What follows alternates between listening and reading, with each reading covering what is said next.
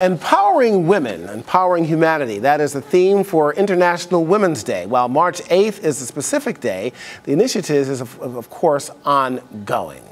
Well, Claudia Williams is a policy analyst who focuses on these issues. Welcome to Orig Review. Thank you. All right. What are the biggest obstacles facing the advancement of women worldwide? I think right now we are in a time where women have increased access to safety and education, and with the recognition that their voices can be heard, women are in the best position to help us build a better society for all. However, the challenges are still there around the world, and I think the biggest challenges are economic empowerment, political participation, access to reproductive health, and ending violence against women. No country is spared. Even countries where women have been elected president or prime minister, female candidates are still facing sexist jokes, and people sometimes doubt their capability of governing. Women are making less money than men just for being women in some places, and there are still few women in leadership positions. Absolutely, and of course the key word here, Claudia, is access. Access, always a key word. We're talking about two things here amongst many, but in the forefront, education and good pay. These things are lacking as far as the equality for women are concerned all across the world. Yeah, I think when women are lacking access to education or good pay, societies are just working with half of their resources. So it doesn't make sense, because to grow, to move forward, we want to tap into everyone's potential. And when we are denying women access to education or good pay or whatever, we are denying them the possibility of helping us to move forward. I think that, for example, societies pay a very high price. There are research studies that have found that in Uganda, 85% of women drop out from school, and this translates into $10 billion in potential earnings. Imagine that, $10 billion losses.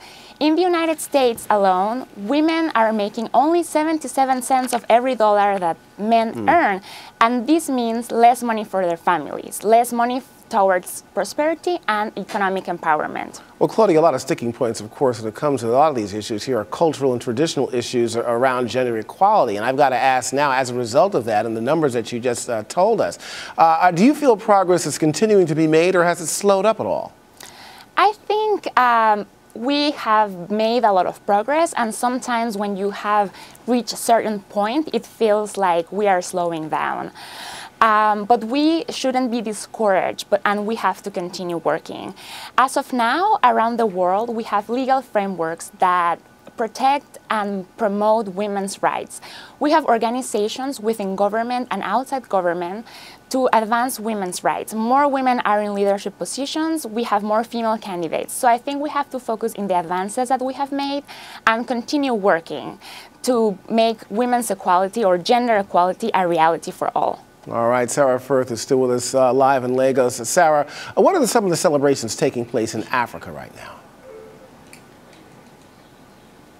Well, there have been a number of marches, there have been a number of gatherings focusing on this idea of make it happen, empowering women in 2015 for International Women's Day. It's been really interesting speaking to a lot of the women involved in these events. At one talk, it was reported that a comment got made about the deputy governorship syndrome. And this is essentially calling on women to step up into roles, to be supportive of women in roles that are equal to their male counterparts.